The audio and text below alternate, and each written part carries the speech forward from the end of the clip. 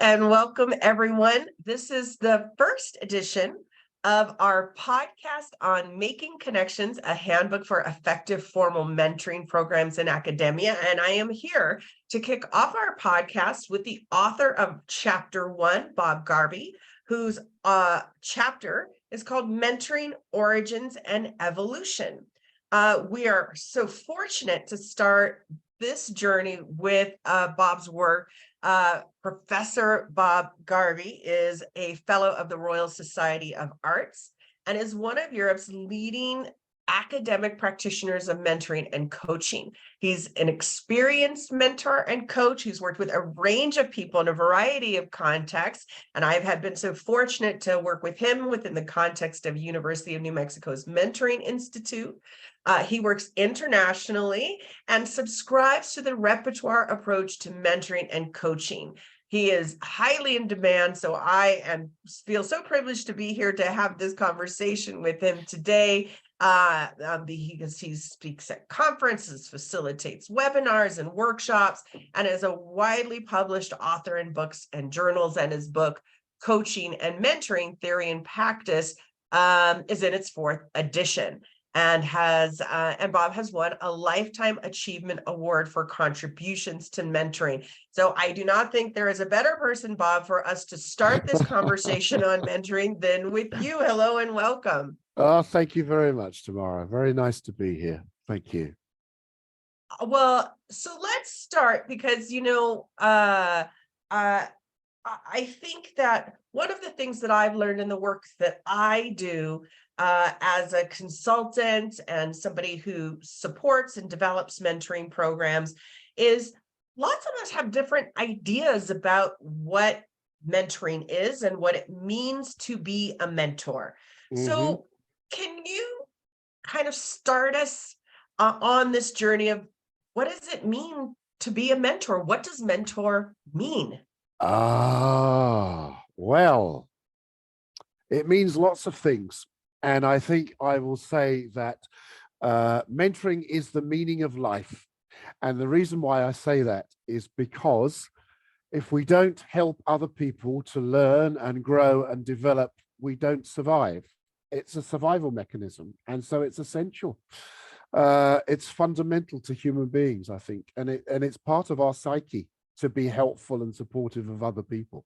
So it's not just a kind of thing or a set of tools. I see it as a way of being, a way of living, a way of existing, a way of relating to other people.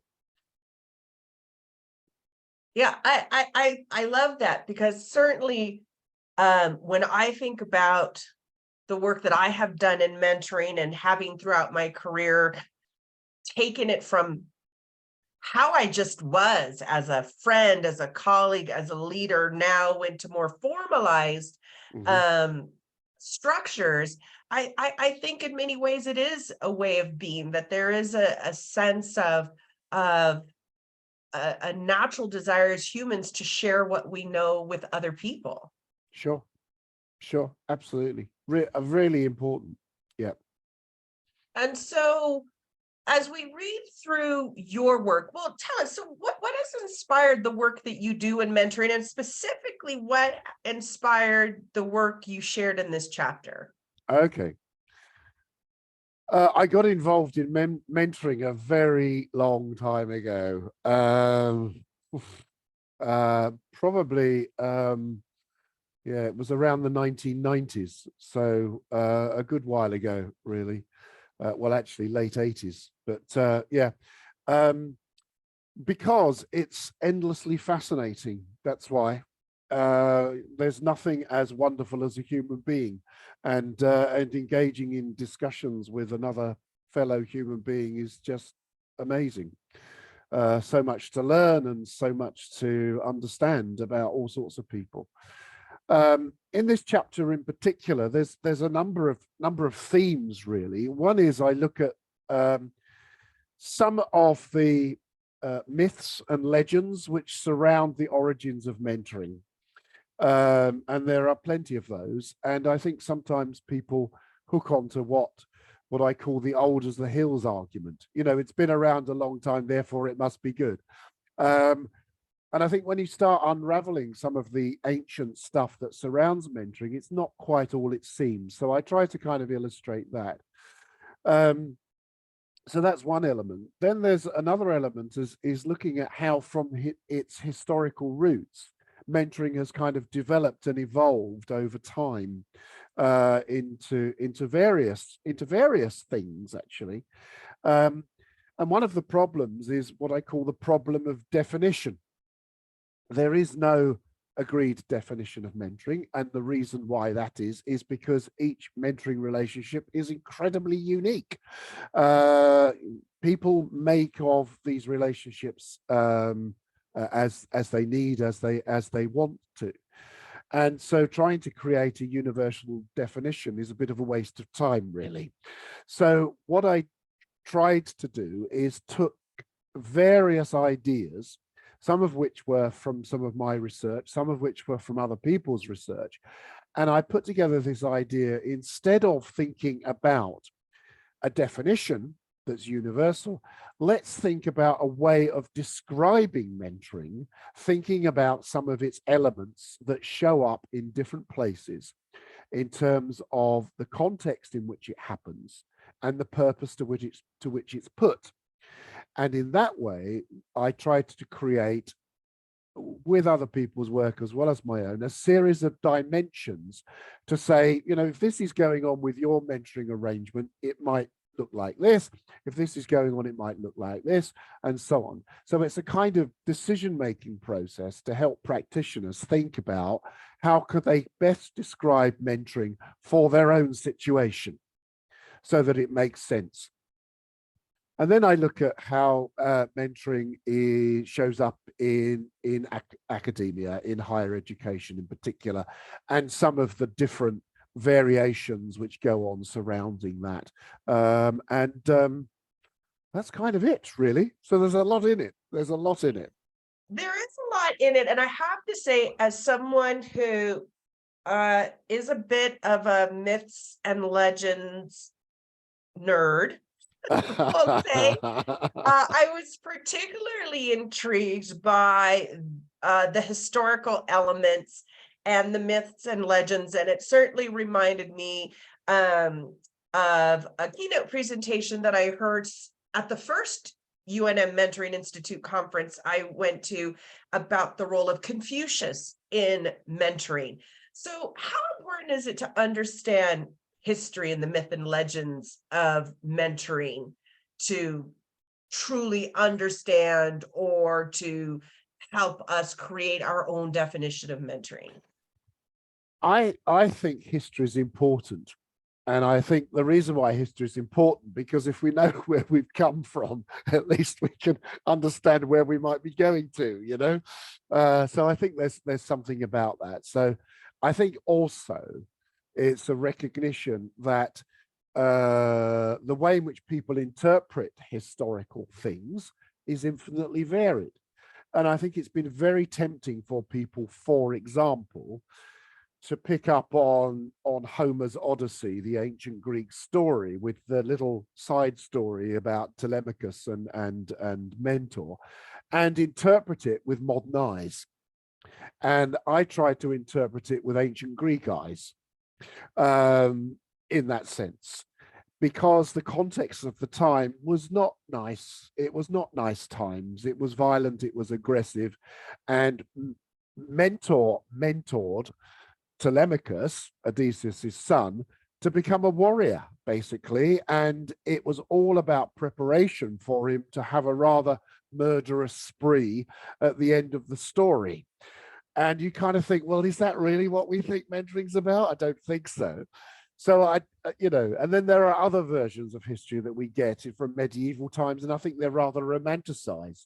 And I think maybe Hollywood's played its part in that, you know, romanticizing apprentices and master craftspeople or knights and squires. You know, I mean, a knight in medieval time was a mercenary, and the squire was almost the knight's slave.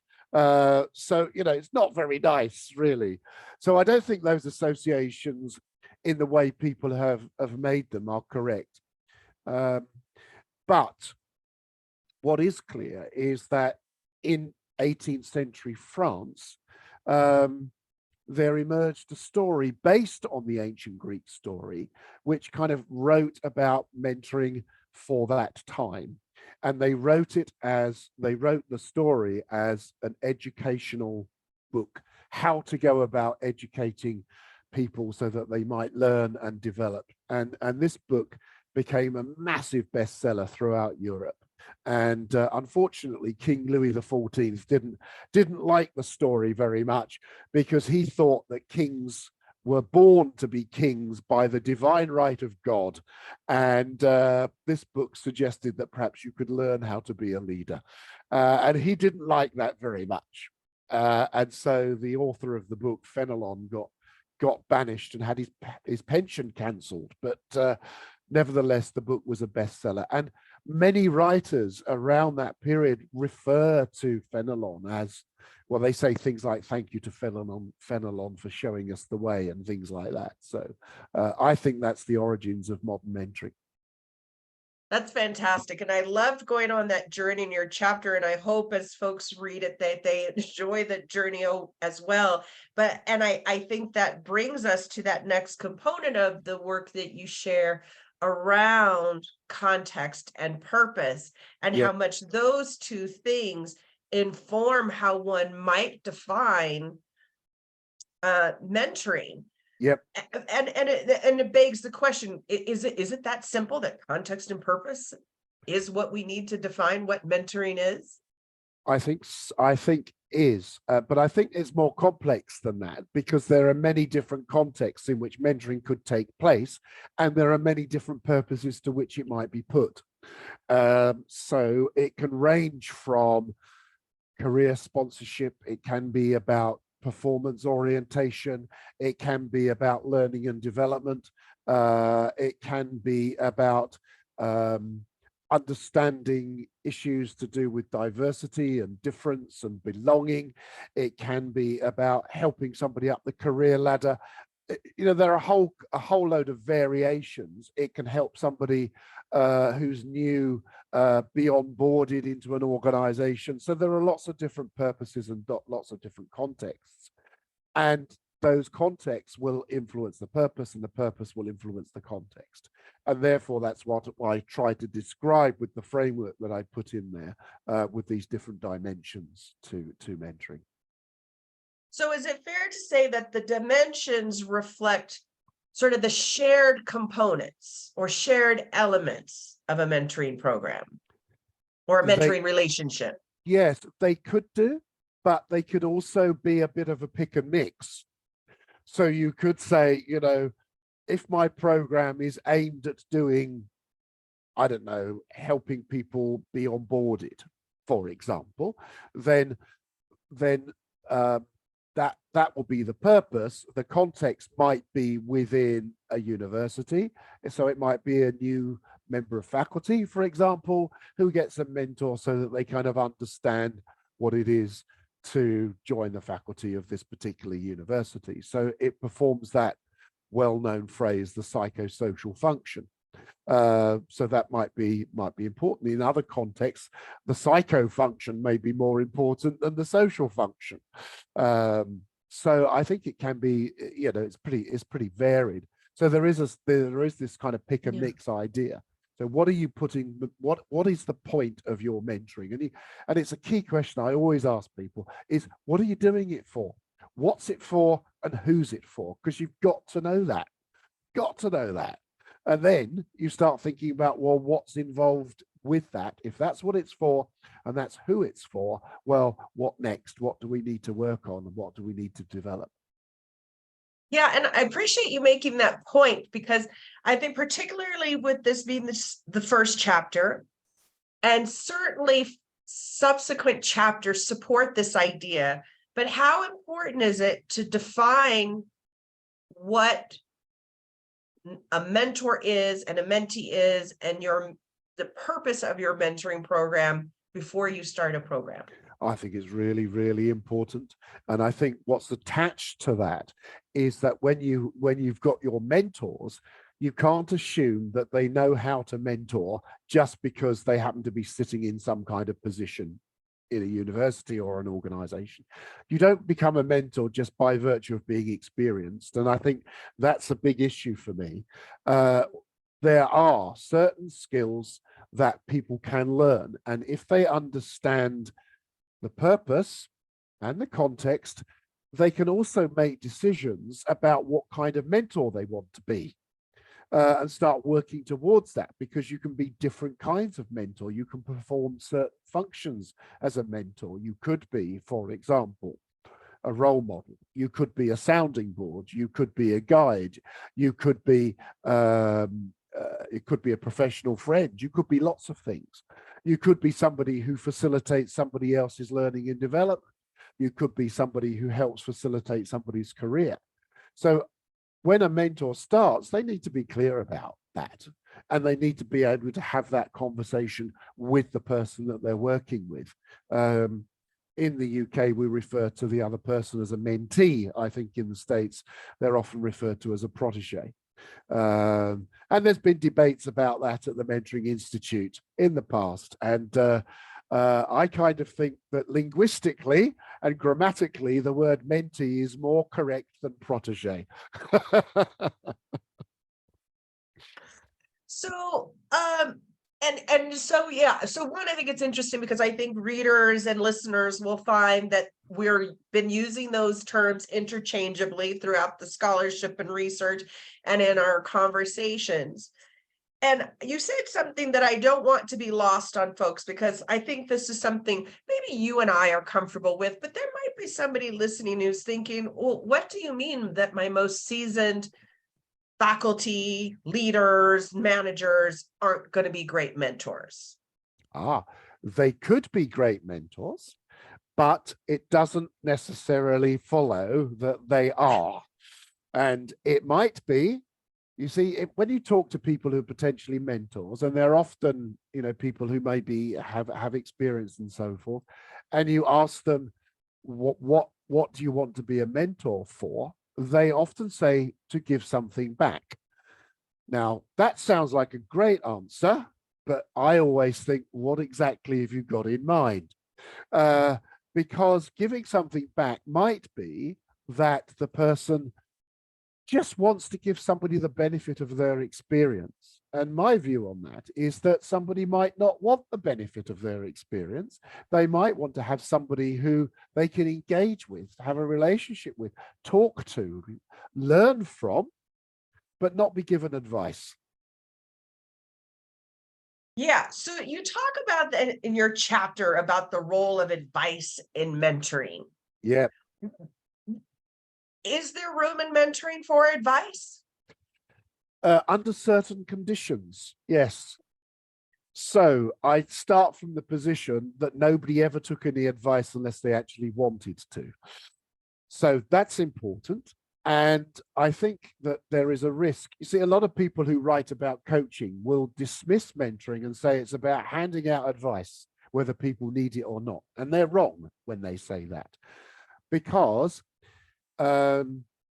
there are ways in which we can share our experience without saying, I'll tell you what you need to do, or why don't you go and do this? There are ways of sharing our experience. So we can share our experience as a story, explaining an incident that happened to us, and we can put it up. I call it putting it up as data to be discussed, so that the mentor can put forward their experience, the mentee can then ask them questions about it and think about it, rather than say, I know what you need to do this, that, and the other, that'll work for you. I think that's a risky strategy, actually. But if advice seems to be appropriate, if the mentee really doesn't know, it can sometimes be useful. And if you've discussed this issue of advice as part of your ground rules at the beginning, then I think that's okay. Doing it too much is a problem, but I always ask permission. I sometimes say, would a suggestion from me be helpful? Yeah. And that's, I mean, you can learn that easily. Would a suggestion from me be helpful, rather than, I tell you what you want to do? Yeah. Or even worse, have you thought of because that's assuming they haven't. And there's a good Right. chance they might have done. And lots Yeah. of people say, have you thought of? And the mentee might be sitting there thinking, yeah, of course I have. Yeah. Yeah. So it's fascinating because I know for myself that I, as both a coach and mentor, have had to really become self-aware of what those different skill sets are Yeah. and what those different practices are in my engagement. Yeah. And that in a mentoring relationship, I am more intentional about asking permission for giving advice, and have found the value of storytelling really powerful as part of Yeah. my mentoring. And so, what are some common qualities or skill sets that we would want a mentor to have, that despite someone's experience, they might not have? Is it a matter of skill set, or is it just expectations? Ooh, I think dealing with expectations that the mentor has of the mentee and the mentee has of the mentor is a really important part of the starting process. At the beginning, let's get our expectations out on the table. What do you expect from me? What do I expect from you? And let's have a discussion about that, because there is nothing worse than mismatched expectations. And I call that part of the ground rule process. And having that discussion right at the beginning is really important. And I think part of the skill set is the mentor being able to facilitate such a discussion in a very open and honest way. And I think that also means that the mentor needs to be prepared to disclose things about themselves at the beginning, because with a bit of disclosure, you may encourage your mentee to disclose things about themselves as well. But you also need to think about how you consider confidentiality, what that actually means. You might need to consider practical things like who contacts who under what circumstances. What do you do about booking appointments? What do you do about changing appointments? What do you do about last minute crises? What about contact in between sessions? There's so many things to think about. And the mentor is the person that needs to think about those things and introduce them into the discussion. And all those ground rules discussions at the beginning need to be reviewed regularly, because one thing that is known about mentoring is that it's a dynamic relationship. It changes over time, and being aware of those changes is a really important thing. And the way to do it is to review those ground rules regularly. Thanks for that. I think that's really great insight about not only having those ground rules, but constantly checking in on them as the Yeah, mentoring relationship evolves, right? Whether it's exactly. evolving towards something more positive, or whether it's devolving into something that's not working. Exactly. And making decisions about whether you continue or not and under what kind of conditions. So often there's a renegotiation which takes place, and expectations shift. As Yeah. people get to know each other, expectations will shift too. And I think this that you're sharing is all really dependent upon having that clear definition and clear purpose in either the mentoring relationship or the mentoring program. Absolutely, because one follows from the other. You know, Yeah. if you don't know what the purpose is, you have a purposeless program, don't you? You know, and I think it's really important to be clear and then think about what kinds of things we need to discuss. And I'm a great believer that mentors need to learn how to be a mentor. And so that kind of input of learning is, I think, is really important. And mentors may also need ongoing support. So these days, when I work with all sorts of different organizations, I say mentors need to learn some key skills about mentoring. And that usually is listening and questioning and how to use a mentoring process. That's the first thing, how to do ground rules. And then they may need ongoing support because things will happen and they might not know what to do. And so they need to check in from time to time, particularly in the first year, to say, this happened between me and my mentee. What should I do? How should I, and get together with other mentors to talk about it so that they share practice. Yeah, I think that as folks read through the following chapters and the case studies, people will really see what value comes when mentors and mentees are able to engage in their own peer mentoring. Absolutely. I mean, I think one of the things that I recognized, particularly in our case studies, and really hope folks read through them because they're such great examples of so much of what you're saying about sort of the cascading impacts and how one mentoring relationship within a mentoring program really ends up becoming a series of mentoring relationships and different types of mentoring. Yeah, and often the developmentally aware person might have a few mentors. They might have a network of people that support them.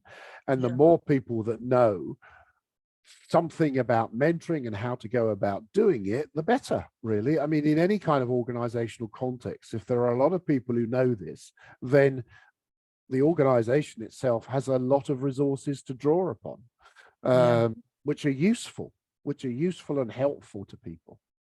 Yeah.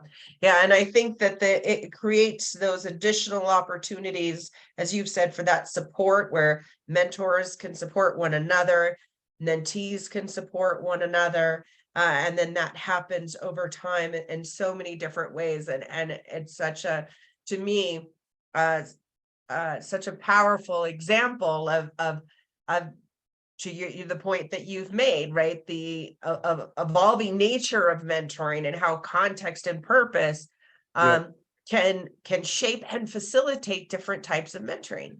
Absolutely.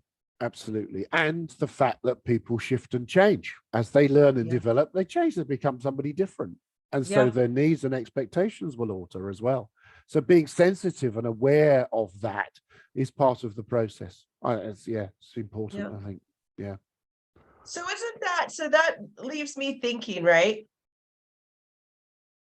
Are mentors, or should mentors be prepared to be changed by the mentoring experience? Oh, I hope so. If the mentor isn't learning things, then maybe that, a good mentor is somebody who learns as well. And so one of the benefits of being a mentor is you'll learn things as well from people, and a lot of things that you might not have expected. In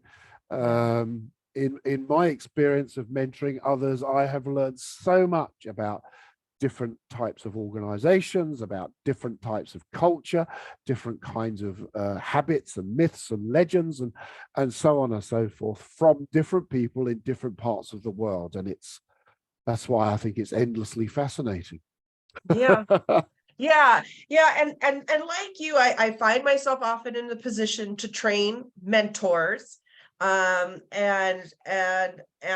see such great value both in mentors being better prepared to listen, to question, to give feedback in a thoughtful and productive way, to apply cultural competence in a mentoring relationship, because we live in a day and age where people have access to mentors from all over the world. Exactly.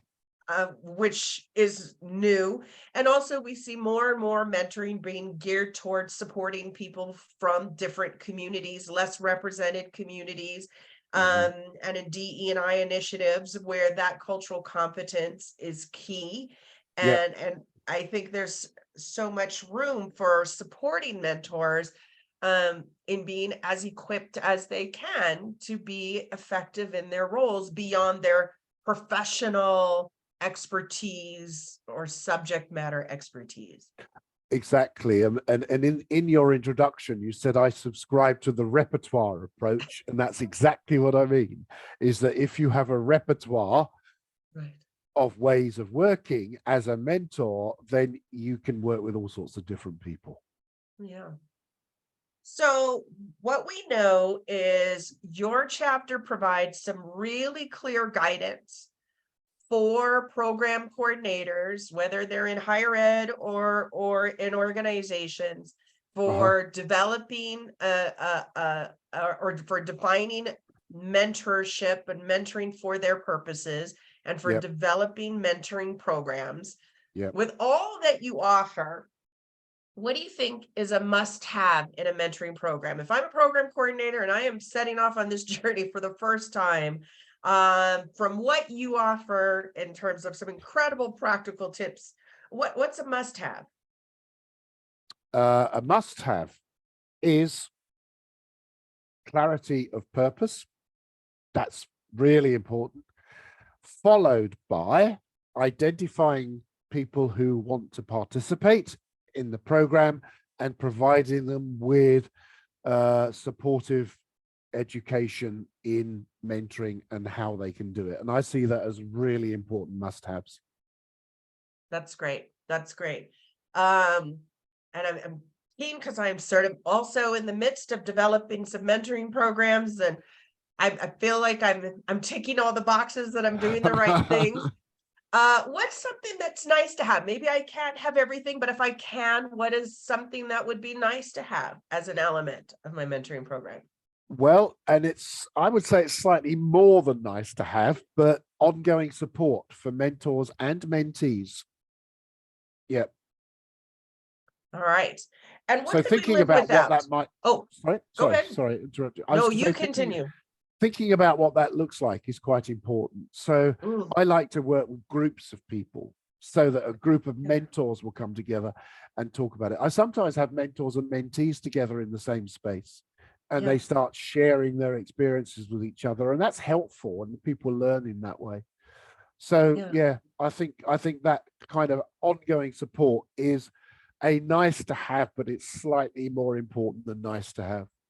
Yeah. Yeah, and I will encourage folks for that particular element that Dion Kleba's chapter 6 Yeah. and our podcast 6 talks about the power of when we bring mentors and mentees together. Yes. And so, Yeah. I've been doing some work and having conversations with Dion recently. So yeah, we're on the same page. yes, yes, that's for sure. So I really Yeah. hope people dive into both her chapter and case study. I know I have deeply, because I, to your point, they really hone in on that mentor mentee experience. Yeah. So my last question was, what can we live without? Moving forward in mentoring, what can we live Oh, without? what can we live without? Uh, I'm not sure about the answer to that question, to be absolutely honest, because I would see there is a lot of nice to haves. Yes. I think I've outlined some essentials. Uh, Living without, I guess, I would say nice to haves are things like ongoing evaluation are important.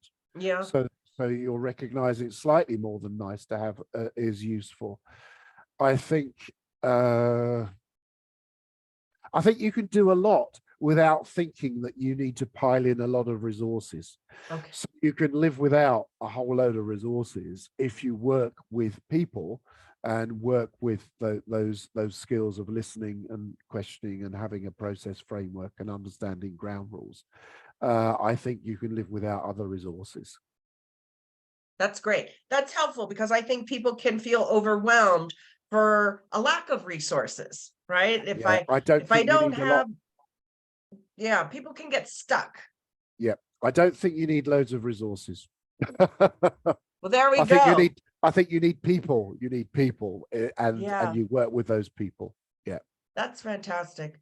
yeah. That's great. Well, Bob, thank you so much for the incredible work that you do. My pleasure. Uh, Thank you. We appreciate your contribution to the book. I think it's a great start to this read on building and creating effective mentoring programs in institutions and organizations. For me, I found it a great opportunity to really start at the beginning and reflect back historically and think about in the present day context, what is the evolution of this concept of mentoring. So thank you for that. And thank you so much for today's conversation. Well, it's a real pleasure, and I loved writing it. I really did enjoy it, actually. Believe it or not, I couldn't wait for the feedback to come from the editors, because I thought, well, you're challenging me, and I like that. That you're like that. They were pushing me to, develop this and develop that. That was really good, and I enjoyed it a lot. Good experience all Yeah. around. Yeah. Yeah, thank you for that. I think a lot of the authors who contributed to this book have felt challenged. And I think as a reader, have gone through the book, have felt an elevation in the quality of scholarship, and certainly the theory and theoretical frameworks that are being applied to mentoring. And I know that it has elevated my own work and the work that is ongoing for me. So our editors have done a phenomenal job in I ensuring think they that. have. I Yeah, think they're good. They need a clap. that's right. That's right. Well, thank you, Bob. Thank you, everyone who's listened today. We hope you enjoy the chapter, and we hope that you enjoy the rest of the book and podcast for making connections. Thank you, everyone, and goodbye. Thank you, Tamara.